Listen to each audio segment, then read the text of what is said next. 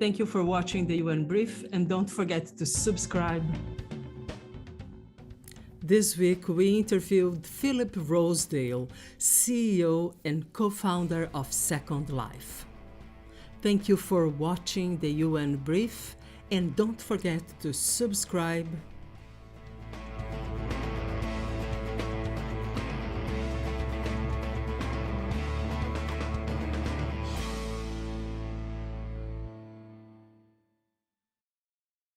Tell us a bit, walk us through how did the ideas came about and how did it start? Because you had this idea of creating hardware way before you actually launched the software company. Well, when I was a kid, I really just became fascinated with the idea of making a virtual world, and specifically the idea of kind of simulating the physics of a world and then letting people build anything inside it so that it would kind of evolve more like the real world or a real world. And so that was something that just fascinated me. And then I was fortunate enough to graduate college and start working in software engineering and products right at the start of the internet. So sort of the internet was the basic sort of network that was needed to build this idea of a really large simulated world. And so the timing was perfect. The thing I had been thinking about as a kid was something that we could actually try to do, although I didn't start trying to build a virtual world right until 1999, 2000, right when the graphics, the 3D graphics chips became good enough to allow computers to maybe do such a thing. Yes, that seems to be the challenge, right? It's capacity too, right? Nowadays, we do have more computer power in order to explore these technologies. So what you see now, because you stepped aside from Second Life for a bit, because it also peaked at a certain level of users. Although, tell us a little bit, because I remember in this discussion we had a couple of weeks ago on Twitter that you have said that it was actually more profitable because there is a revenue model which is based on sales of digital goods and real estate, digital real estate too. That's right. So Second Life, as you said, it got to a peak size in about 2009. Which was about a million people. And now it's actually growing again, as you can imagine, during COVID. And as computers get faster, like you said, the world of hardware has kind of caught up a little bit with some of the ideas that are in Second Life. But the revenue model is something really interesting to consider.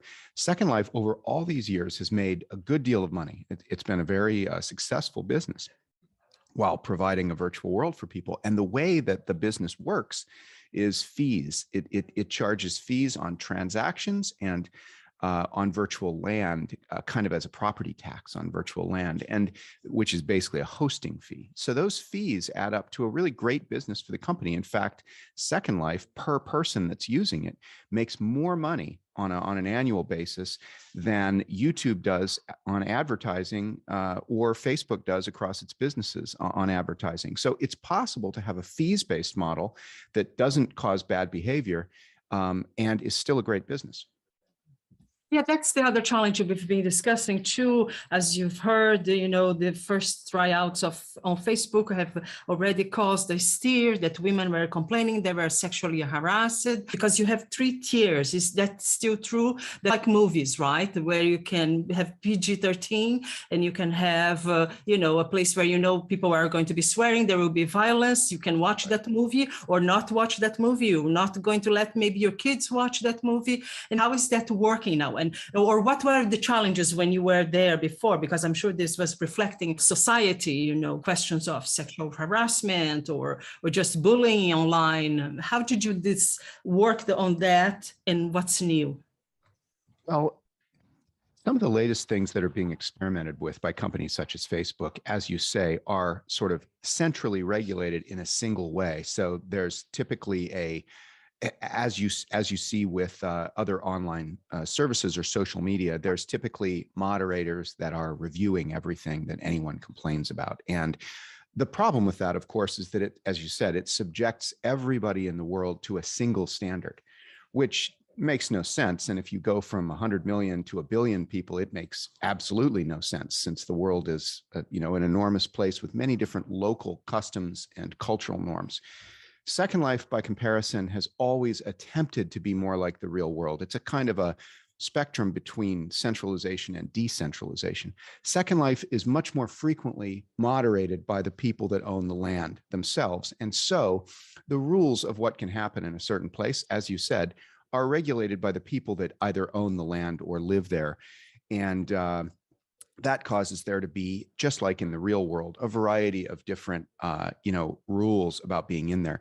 You mentioned sort of three groups. Second Life today is sort of one big place. It's about the size of Los Angeles. So there isn't any concept of different large districts for different types of activities. It's just that individuals can set the controls the way they want in their local places.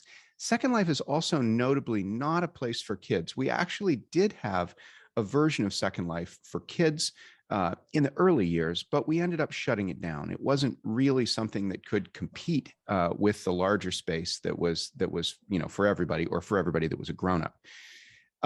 It's interesting to note that the couple of companies that are leading the way, teaching us about the possibility of this kind of metaverse discussion, those companies being Roblox, and then things like Minecraft or Fortnite, those are experiences exclusively for kids. They're not used by grown-ups yet. And I think this tells us something about the challenges that lie ahead. So Second Life has been successful for grown-ups, and I believe it's still the largest, and by certainly the most important experience to look at as we look forward to the metaverse. But most of the other experiences that are larger are exclusively for kids. I see. So, because I think about the uses that it could have, enterprise uses, right? Like, I don't know, an NGO could create a virtual world where they could help train healthcare workers in Africa, or, what kind of training programs or uses that there would be for I see enterprise uses, right, of the United Nations agencies.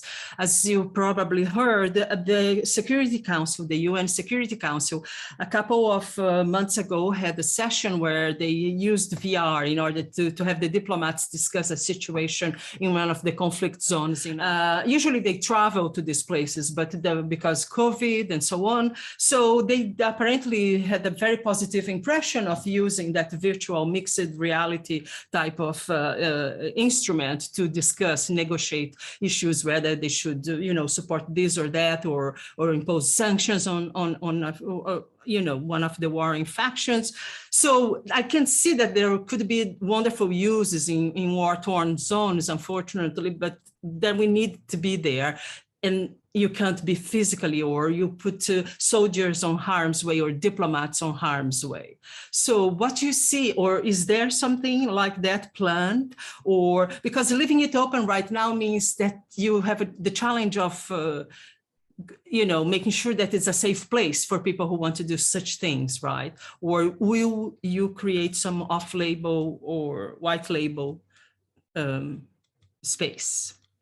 I think that, as you said, groups like embassies, governments, the UN, politicians, all have experimented a little bit with using Second Life in those earlier years, and now are in some cases experimenting again with using VR headsets, as an alternative to sitting in front of the screen. I think that both of these face a basic challenge. If they're used for something very practical and specific, like learning a medical procedure, or perhaps attending a Security Council meeting, as you said, everybody can kind of do the onboarding and the training to get comfortable with the devices and actually get in there and have a useful experience. I think that is true in some cases today, but we're still not at the point with metaverse technology, whether you're talking about Second Life or you're talking about the latest, Facebook demonstrations with the VR goggles. We're not at the point yet where the average person would feel comfortable in the experience of communicating with somebody else as an avatar. And that's technology work that actually still needs to be done. It's one of the reasons why Second Life has a population of about 1 million people and not a population of 1 billion. There's still problems with making you and I comfortable enough to replace the video experience with an avatar experience. And that's the other thing I wanted to know, why it couldn't be more realistic in terms of looking like a video. Is it possible, or get closer? Because I find it a little jarring sometimes to see people, it's like, right. Well, actually, Second Life is a better experience in the sense that you have the full body, right? With Meta, it was kind of really odd to have this half person. I mean, what does that mean? What you see is going to be possible in terms of changing, the way we look, because that has to do not only with technology too, but that's another point. But tell me about the technology first. Yeah, you highlighted two different problems there. The one of not having legs is both funny, and it's also a great story about the challenges here. The problem is that if we give people a part of their body, but then we don't move it correctly. For example, when you slide forward in your chair versus when you lean forward at your hips, these two things mean very different things to someone. Leaning forward means that you're interested in what they're saying. You're leaning in, as we say, and VR devices don't actually know where your hips are. So when you move forward in a VR device, the only thing the device knows is that your head is moving forward. And so it has to make up some body movements. But of course, if you're, say, a diplomat and those body movements are incorrect, you're going to be very unsatisfied with the experience. On the other hand, as you say, not having legs is equally unacceptable and uncomfortable. There's another phenomena called the uncanny valley, in which as we create avatars that look increasingly like human beings, the closer we get to human beings, but not quite there yet, the more scary those avatars sometimes are. And so this uncanny valley phenomena is one of the reasons why movies today that are animated still frequently use animal or fantasy characters rather than human beings. And it's because the computer rendering is still not quite good enough for human beings. And so this is one of the problems with avatars used for communication online. We're not quite getting the amount of detail we'd like as individuals, but if we give that detail, then the face starts to look a little bit scary or zombie-like. And what kind of skill sets you see are going to be needed to design things? You looking at the body movement, and dancers are perhaps great people to be around and understand and put sensors in order to develop the technology. So what you see is also now going forward in terms of robotics, people now working on emotions, focusing precisely just on emotions, right? To develop the robots and in case the avatars too. I think that enabling people to communicate with emotion, with empathy, to understand each other, is really the big goal and mission, and should be, of all these online experiences. Technology can be used to build trust between people online, but of course, as we are perhaps more aware recently, it can also be used to destroy trust, which is, I think, the challenge that we face right now, at least as technologists, is repairing a lot of broken trust. I do think that movement of avatars, being able to convey nonverbal information, maybe even things like dance, are critical to trust building between people, as well as the rules of moderation that we touched on a little bit earlier, how people that don't know each other are able to have appropriate tension and consequences and experiences when they first meet in a virtual world. I think there's a lot of technical opportunities to do better at this. I think that just in the next few years, all the enthusiasm, plus of course COVID, will cause us to continue to invent better ways to use online communication. I hope, and it's what I hope I can have some contribution to, continue to have contribution to.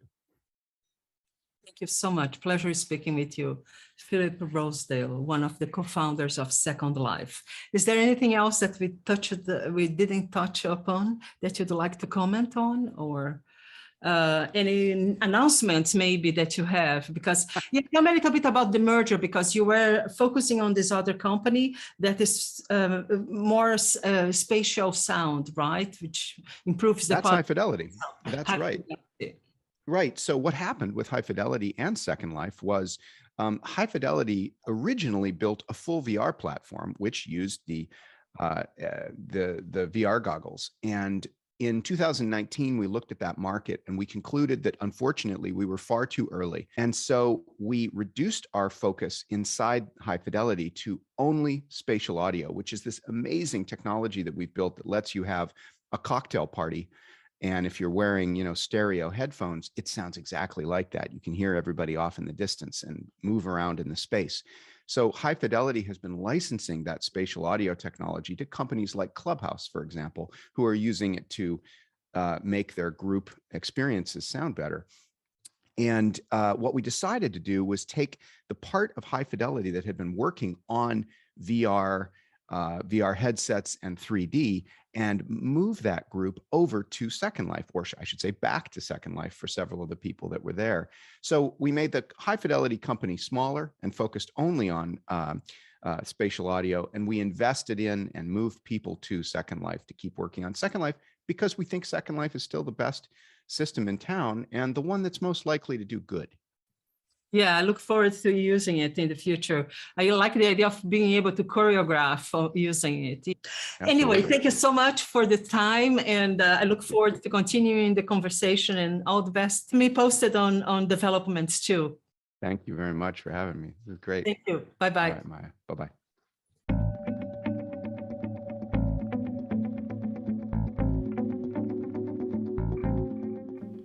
Thank you for watching the UN Brief, and don't forget to subscribe,